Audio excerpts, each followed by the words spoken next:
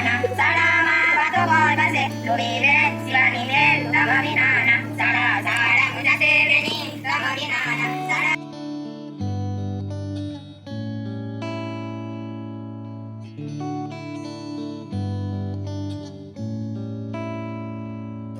લીલી લેમડીની છાયા એવી શિક્ષકોની માયા માયા રાખવી પડશે શાળા છોડવી પડશે હાઈસ્કૂલ જવું પડશે જેવો પાણી કેરો પ્રવાહ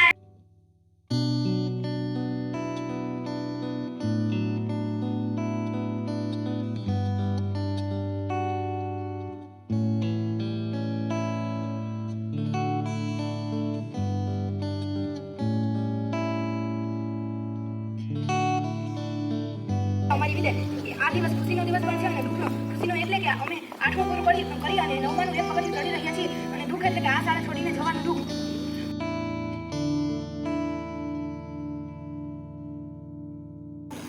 અંતર મળે તો કેની અંતરની વાત ભાઈ નહીતર અંતર ક્યાંય ખોલવાનું નહીં બોલવા જ હોય તો મધુર વેણ બોલવા જ હોય તો મધુર વેણ બોલવા કડવું તે વેણ ક્યાંય બોલવાનું નહીં અંતર યાદ આएंगे वो सब याद आएंगे जो दिन गुजारे साथ साथ वो याद आएंगे.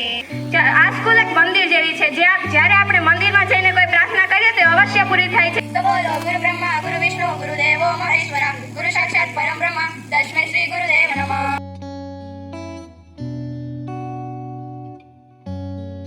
આજે તો બધાની આશીષ લેવા ગુરુએ શણગાર્યા શોભે કળાએ ભણ્યા ગણ્યા ને ખીલ્યા શાળાએ.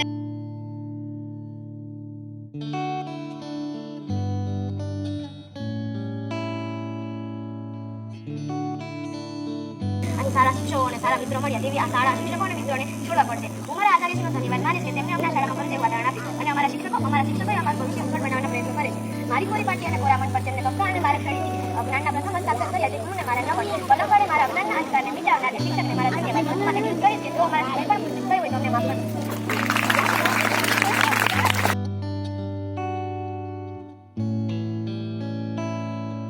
मेमोरी बनाते बनाते वक्त बहुत जल्दी बीत गया है.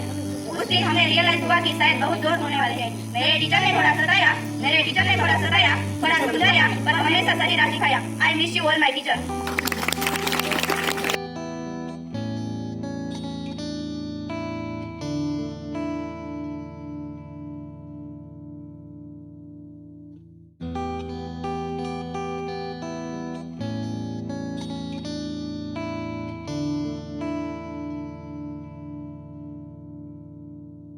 તમને જે પણ અહીંથી અમે શીખવાડ્યું છે આમ તો બધું તમારી અંદર જ હતું, બધું અમે કંઈ શીખવી શકતા નથી. તમે જેટલી વધારે મહેનત કરી છે એટલા જ તમે આગળ વધ્યા. અમે તમને માની લો રસ્તો બતાવ્યો છે કે તમારે આમ કરવું જોઈએ, તમારે વાંચવું જોઈએ, હોમવર્ક કરવું જોઈએ. સાહેબ છે તો છે કાર્યક્રમ છે આ આભાર વિધિ કહીએ કે છેલ્લો જે મેન પ્રવચન છે આખરી હોમ